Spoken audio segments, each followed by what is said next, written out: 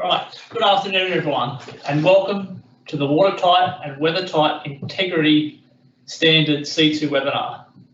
My name is Craig Elliott and I will be your presenter today.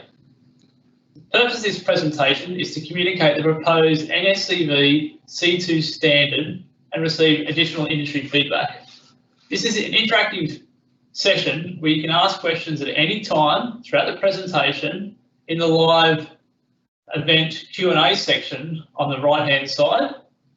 I will now start the PowerPoint presentation. I'll do my best to answer any question or queries at the end of the presentation. If I receive a complex or more extensive question specific to NSCV C2, I may have to take it on notice and post the answer on the consultation website under the heading Q&A NSCV C2 webinar. Please note there is at least a 30-second delay in transmission, so if you have a question, click on the dialog box on the Q&A live event tab on the right hand side and type in your question. As this is a live webinar event, questions will be filtered and moderated. So why are we proposing changes? The current standards that apply to watertight and weathertight integrity, the USL code 5C, 5D and section 7 have not been updated for around 30 years. Throughout this 30-year period, the maritime industry has learnt a lot of lessons and we are better placed to control risk as a result. The current standards exclude many of the common industry practice and technology advancements that have been around for quite some time. A couple of examples of these are flush hatches, non-metallic through-hole fittings that comply with certain quality standards, collared vessels, cockpit self-draining in accordance with international standards, bent pipes on less than 24-metre vessels, being able to use a minimum down flooding angle instead of a specific height off the deck, so more performance-based. As the vast majority of DCVs are less than 24 metres and many are less than 12 metres, a specific chapter, Chapter 4, has been developed to try and specifically cater for these vessels. This also allows and aligns with many international standards and best practice used within the maritime industry today. A few examples of this, ISO 12216 small craft windows, port lights, hatches, deadlights and doors, strength and watertightness requirements. ISO 12216 allows compliant port lights to be fitted in certain hull areas. This style of port light is readily available in Australia and around the world, and AMSA has received requests from accredited marine surveyors in the past at the initial survey stage and plan approval stage to incorporate these types of port lights into vessel designs. ISO 9093 TAC2 compliant non-metallic through-hole fittings are generally installed on new DCVs today. ABYC H27 compliant through-hole fittings and drain plugs have in the past been used on smaller DCVs. We need to ensure risk is being controlled and safety issues and lessons learnt are being incorporated. One issue that has become apparent is the risk of overloading Class 2 and 3 vessels. Some examples AMSA is aware of. A Class 3 vessel exceeded its original maximum loading condition by approximately 25%. It subsequently capsized and the vessel was found submerged with 2 crew members deceased. A Class 2 landing barge exceeded its original maximum loading condition by approximately 30%. It subsequently capsized and the vessel required salvage and environmental cleanup. All crew escaped. A Class 2 dredging barge overloaded and the freeboard mark was underwater. Further investigation revealed a large quantity of water in the bilge and the vessel overloaded in accordance with the approved stability book due to higher than allowed deck equipment loading. This issue was identified while the vessel was alongside. An 18-metre fishing vessel crew approached AMSA with concerns of overloading the vessel. On subsequent inspection, the 3C vessel exceeded its daily harvest records, also indicating the vessel deck load was exceeded and the maximum loading capacity within the vessel stability booklet was exceeded. Merging the three outdated standards into a modernised standard that specifically incorporates and caters for smaller, less than 24 metre vessels will simplify accessing watertight and weathertight requirements and hopefully enhance compliance and understanding of the requirements. History. Currently all passenger vessels with a flooding risk 3 or 4 require a subdivision load line. However, class 2 and 3 vessels are generally at greater risk of being overloaded due to the type of operation and the variability in load cases. The 3 USL code sections that relate to watertight and weathertight integrity were developed over 30 years ago and in many cases don't reflect current best practice and industry standards. Many of you submit exemptions with regards to meeting watertight and weathertight requirements. This process is not efficient and it has a cost to industry. EMSA has also published generic equivalent solutions that often sit to the side that newer surveyors are not aware of. EMSA has incorporated all GESs and tried to incorporate most of the common exemptions applicable. EMSA formed a technical advisory panel, TAP, early on in the development of the NSEV C2 to better engage with industry early on and incorporate industry feedback in the development of C2. Members of the TAP came from the following background: accredited marine surveyors, state maritime organisations, educational institutions, maritime naval professional associations.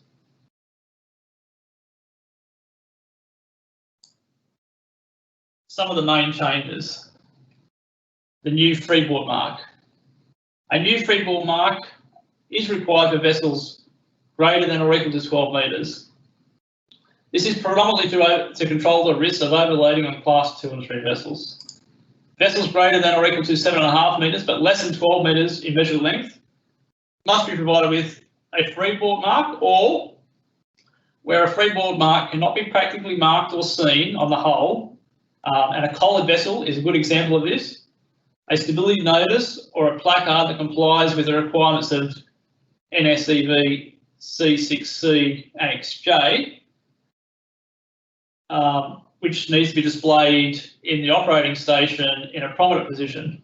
There's an example on the screen of what that may look like.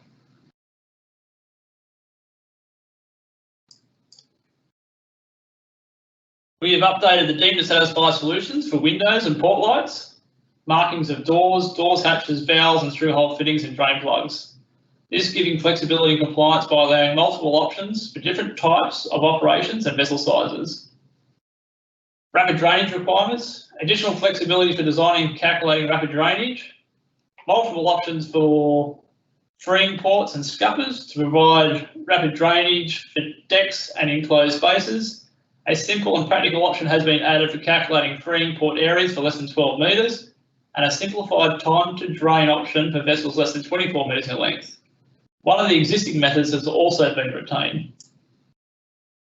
Improved and simplified approach to flush hatches. The generic equivalent solution 2017/19 has been incorporated into NSEV C2 with simplified tables and additional notes. Sliding wheelhouse door for fishing vessels greater than or equal to 12 metres. The new proposed requirements for some fishing vessels to have a sliding door to allow for escape in the event of a vessel capsized or is swamped. Just a note on this, AMSA is reconsidering the location of this requirement as at the heart of it is actually an escape issue, which may sit better within NSEV C1. Vent pipes. Modernised performance criteria added allowing a minimum down flooding angle as an alternative to specified heights off the deck as per the tables within C2.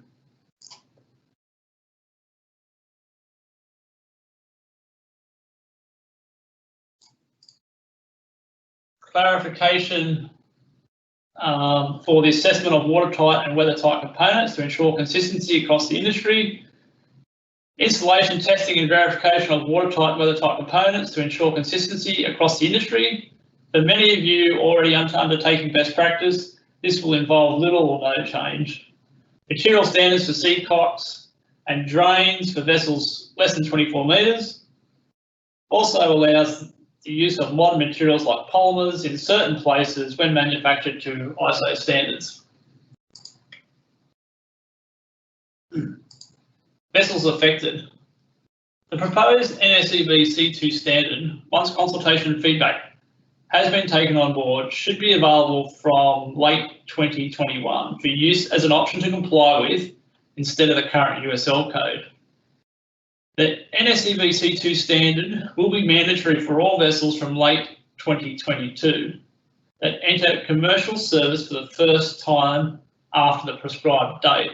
And as an indicative, we've just used December 2022 as that prescribed date. As part of this consultation, ANSWER is seeking industry feedback around transitional vessels and if any part of the standard that should apply to transitional vessels. Many of you already provided comments and feedback around transitional vessels. If you have not completed the consultation questionnaire, please do so. There's a link at the end of the presentation. Perhaps also an easy way to look at which vessels are not affected by the proposed NSEB C2 standard is to go through some scenarios.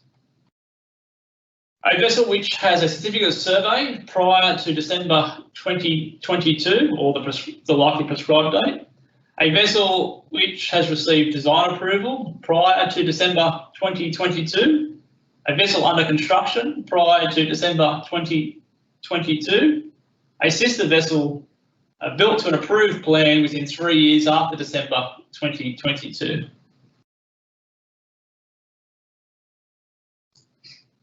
The standard layout has accredited marine surveyors and the reader in mind. We have tried to use plain English. Chapter 3. So Chapter 3, this chapter contains the deemed to satisfy solutions for Class 1 and 2 vessels greater than or equal to 24 metres in load line length. Under the proposed NSEB C2, the International Convention of Load Lines applies to these vessels, and this is the status quo for the current AMSA policy. Chapter 4 contains the deemed to satisfy solutions for the vast majority of domestic commercial vessels, Class 1, 2 and 3 vessels less than 24 metres. Increased options for smaller vessels, say less than 12 metres, has also been incorporated to cater for a diverse range of vessels and operations.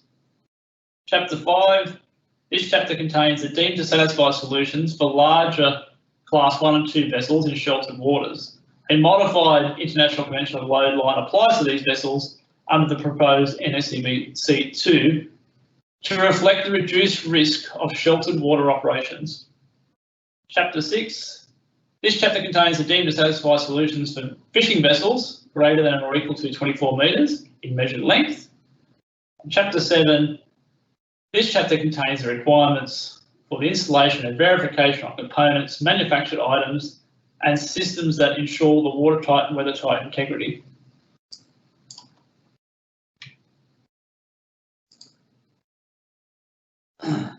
When you complete the consultation feedback questionnaire, you'll be asked the 6 questions currently on your screen. You also have the opportunity to enter other feedback in the dialogue boxes below each question.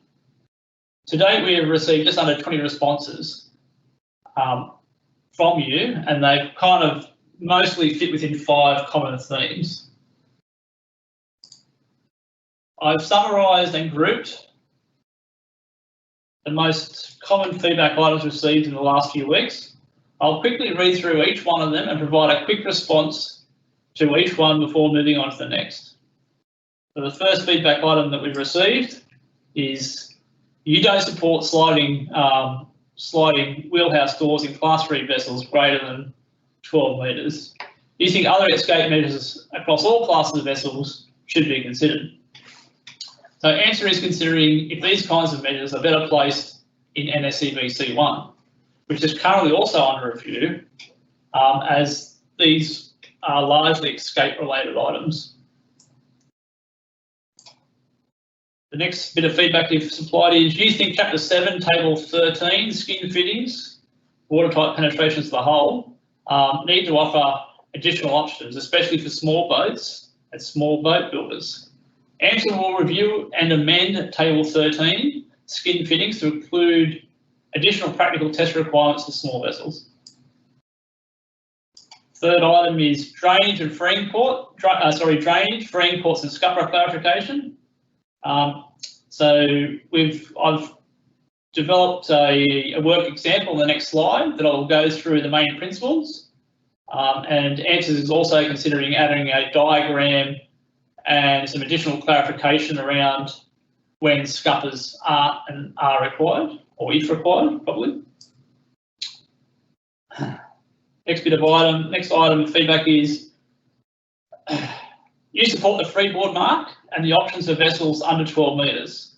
Some of you have recommended minor changes, but generally people are supportive of that proposal. Next feedback item is you think the term no direct access leading below the weather deck and normally closed at sea needs to be clarified in the watertight and weathertight components tables. So AMSA will review and consider adding these terms in the definitions at clause 1.4 in the standard. And the final feedback item is you want clarification around whether local boat builders will be able to retain the ability to manufacture items like doors and hatches. So boat builders should retain the ability to manufacture items like doors and hatches. Rules of an RO, for example, recognised organisation, could be used by a designer or accredited marine surveyor to inform the boat builder of the plate thickness and stiffness section modulus required and complete the testing in accordance with Chapter 7.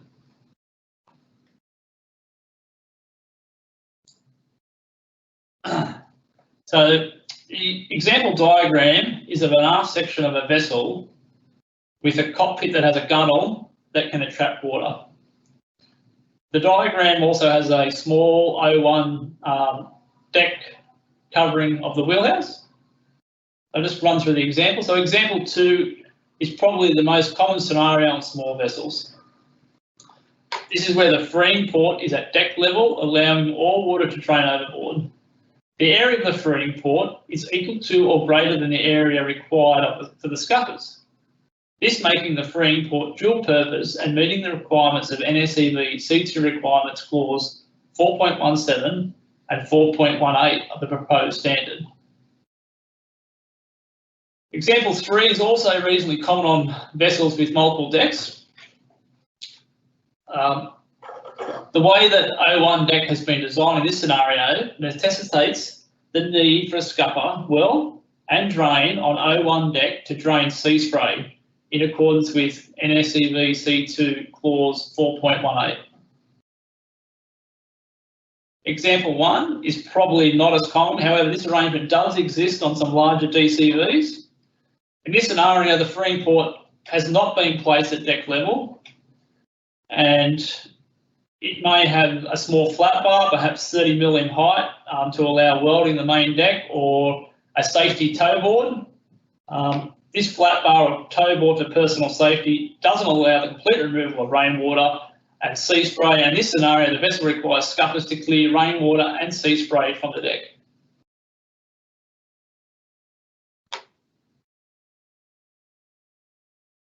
So questions, I will work through your questions now. I'll just pull that up. All right, so looks like we've only got one question. Will the stability placard be supplied by AMSA?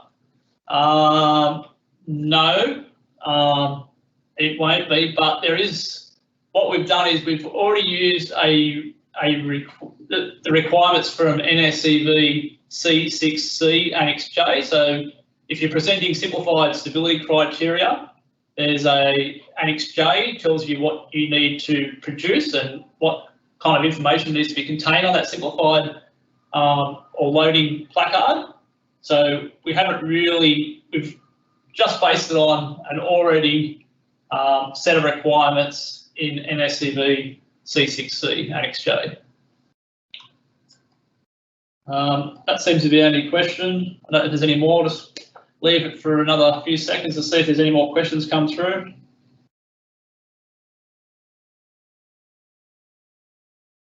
No.